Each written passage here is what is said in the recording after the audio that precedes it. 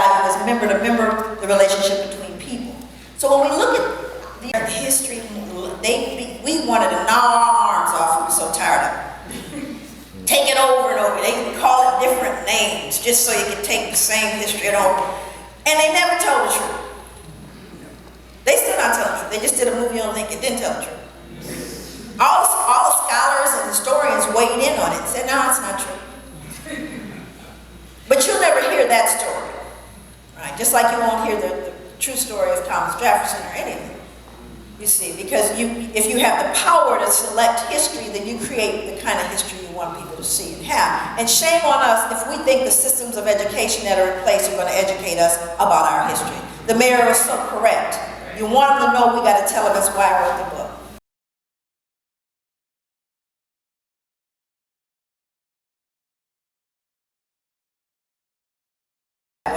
But what becomes important about American history is an inherent contradiction.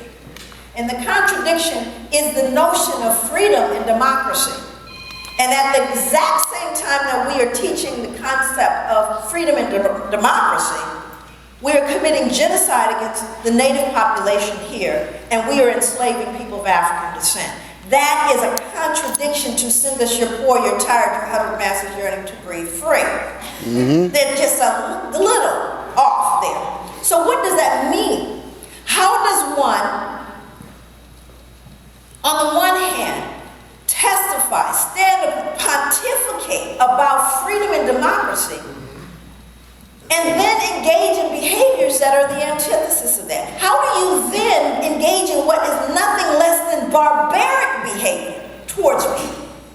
How do you oppress and subjugate an entire group of people for centuries? And then talk about this notion of freedom and democracy. How does one do it? Because what it produces inherently is a discomfort internally because you are holding contradictory ideas simultaneously. It's called cognitive dissonance. So the first form of this was the very Constitution itself. And what we have to understand is that everything that followed this lie, that kept it in place, if you ever told a lie and then tried to hold on to it, try to keep, you know you got to keep up with the lie. You got to keep up with the support of the lie and the people that you told that knew it was a lie, but you didn't want them to expose it, and then you're worried that they're going to get Alzheimer's and tell everybody. Because it's hard to keep a lie going, right? So every major institution in America was complicit, had to join in to support the fundamental contradiction, which produced tremendous dissonance. And they had to somehow make all of what they're doing seem normal and, sensible and rational, and, it just had to be justified. So in order for you to maintain, you have to justify your behavior. If you've, again, told that lie, you have to somehow justify it, start convincing yourself, well, maybe it isn't a lie. And then what you have to do is you have to come up with proofs. And that becomes the evidence, the justification for why you're doing what you're doing. So then you have to make everything, relabel everything to fit whatever it is you're saying, right? Because this is all to maintain the lie. So these are the institutions that I investigated. I'm not suggesting it's exhaustive, because it isn't. We're talking about science, politics, religion, education, medicine, media, and law. That's all I had time to look at. But all of them you will see. So I'll start.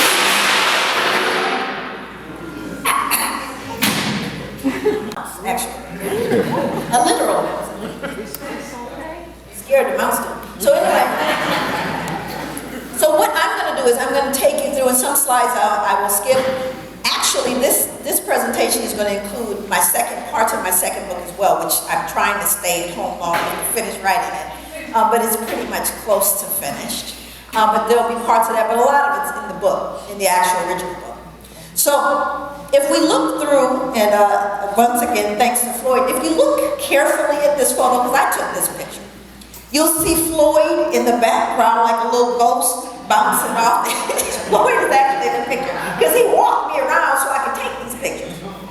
He took me, he gave me a little pass. I'm down in the basement. Let me tell you, particularly young people, I want you to look. How many people have been to the Statue of Liberty? Okay. See, I didn't go for years because I knew it was going to make me mad. There wasn't no point in my going because I already knew I'd been to France and I'd seen this particular drawing. Now this drawing, I can almost guarantee you, you did not see. I searched for it because I knew it had to be there. And this is one of the earlier renderings of the Statue of Liberty. And you'll notice that in her left hand, she is holding broken chains. Right? Well, the fact that Floyd got, this is in the basement. Let me just tell you what it is. This is like you go in the Statue of Liberty, then you go downstairs, and then they got all the little figurines. This is behind a big case of little statues, which is in glass. On the other side, it's encased in glass in a hallway facing a wall. That's why you can see it, because they don't want you to see it.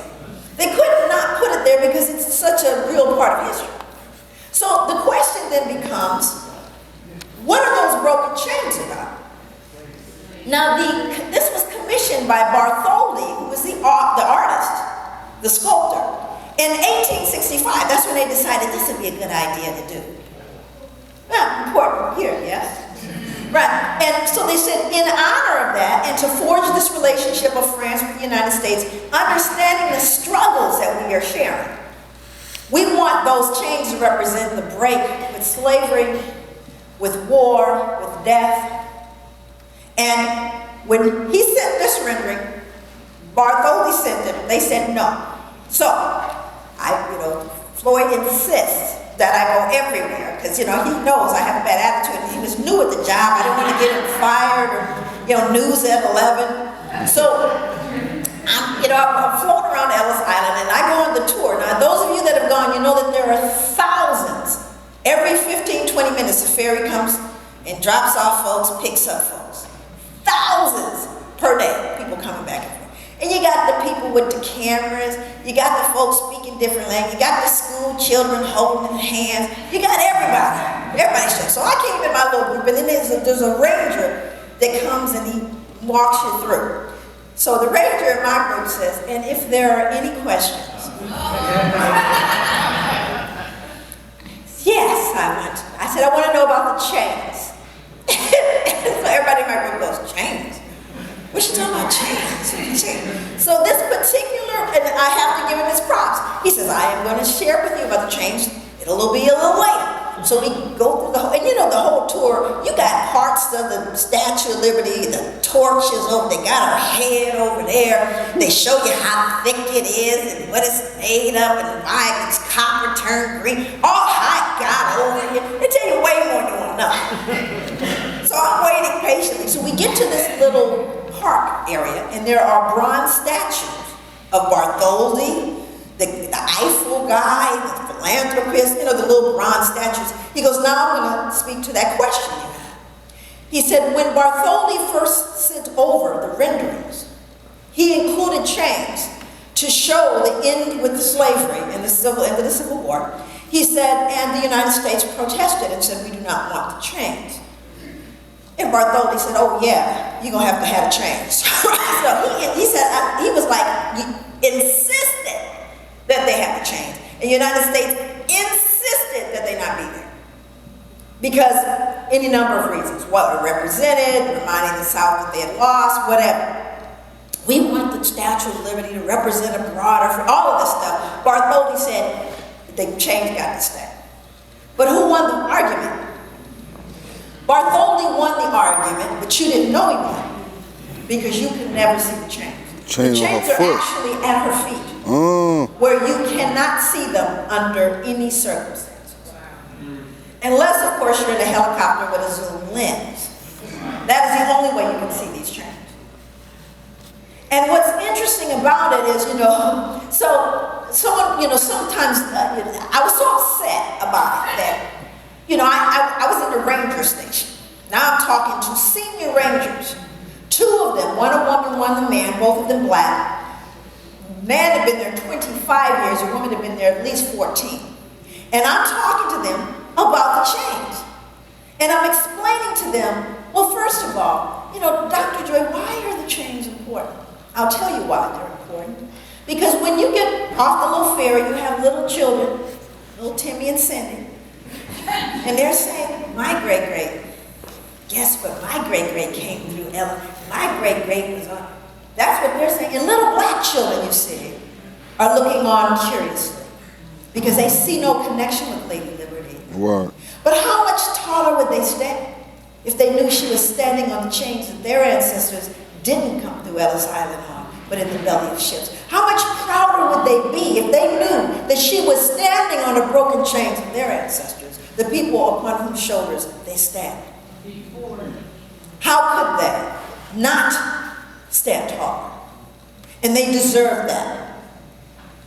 So, in the middle of this conversation, the brother who'd been there 25 years, he finally broke his little, because there's a whole little rope thing that they tell you. He stopped and he said, you know what? It's like the Tuskegee Airmen. He said, this is no different here. And then we started a conversation about how that can change.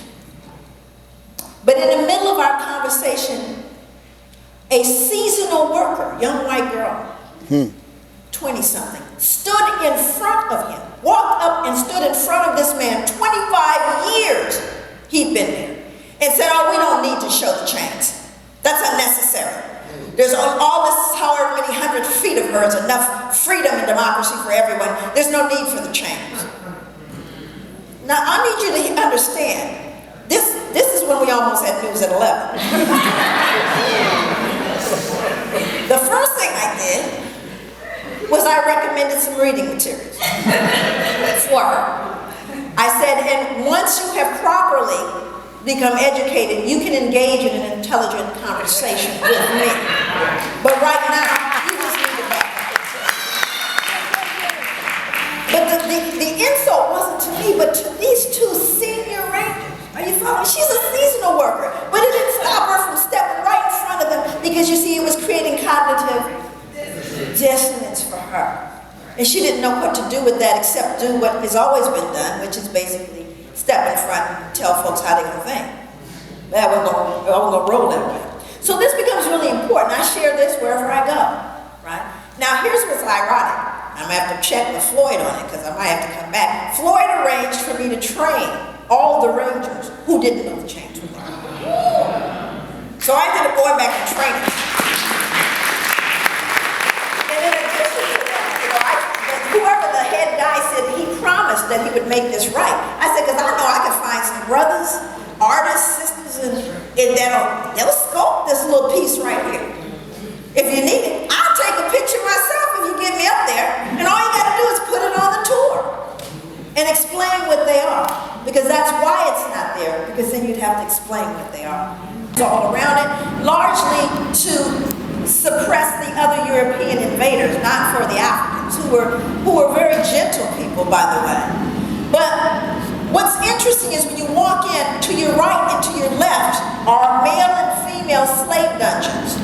This is the male slave dungeon. But they would rape the women and girls within 50 feet of the men. Within 50 feet of the men. To remind them that he cannot protect you. To emasculate him and to give her a feeling of absolute helplessness. This is what the dungeon looks like with the light on. So right here is a trench. There's no running water. There's nothing there. So no water, no toilet facilities. Everything slides down to this little trench. And the floor is on a slant. And the first thing that hits you is the smell when you're in there. It's damp. How many people have been to Cape Coast? It's slippery, it's dank, it's wet, it's a disgusting place. This is what it looked like when they turned the lights out. So this is the only source. Hundreds of people are packed together. Only source of light and ventilation are those three little holes up there. Hundreds of people, no running water, just imagine. This is a death cell for men. These were the men that fought back. They were put in here, because you know brothers, there were brothers who said, you're going to have to take me out. And they were put in there, they wouldn't give them any water or any food. And the only source of ventilation are those little holes in the door. This square here is for the white soldiers and had nothing to do with that particular cell. In almost total darkness, they carved these symbols, which are African symbols, calling out to the ancestors to deliver them. They did this in almost total darkness while they were thirsting and suffocating. Again, this is where white soldiers were held for no more than 24 hours. This is where I had a bit of a meltdown. These are stairs leading to the governor's house, his apartment, and specifically to his bedroom that he had commissioned to be built directly into the black female slave dungeon, so he could have access. Now, mind you, his wife and children also lived up there with him. This is a steel ball that they would chain women to who resisted being raped. She would be naked, they would stop giving her food and water, and they would chain her in the middle of the courtyard as a reminder to any other woman that would fight back. This is an actual death cell, which is like a pit that they put women in. Those women that fought back. This particular photo, and I want you to look closely, you'll see what looks like a watermark. United Nations Educational, Scientific, and Cultural Organization, UNESCO, actually is the reason why these particular castles are tourable. So they were excavating and cleaning them up to make people have access to being able to tour them. And the workers who were trying to level the floor, they couldn't understand why they couldn't level it. And they realized that they were breaking through not ground, but 2 feet of solidified human waste, which means that our ancestors wallowed in waste. Not only did they have to wallow in their waste, they never removed it, ever. Now I want you to put this in a context of a people who deem themselves superior, intelligent, moral, civilized, and said greater, the sun doesn't even set on the British Empire. That's how great we are. An inherent contradiction. And in the middle of it stands the church. I'll get back to that. But what becomes important about American history is an inherent contradiction.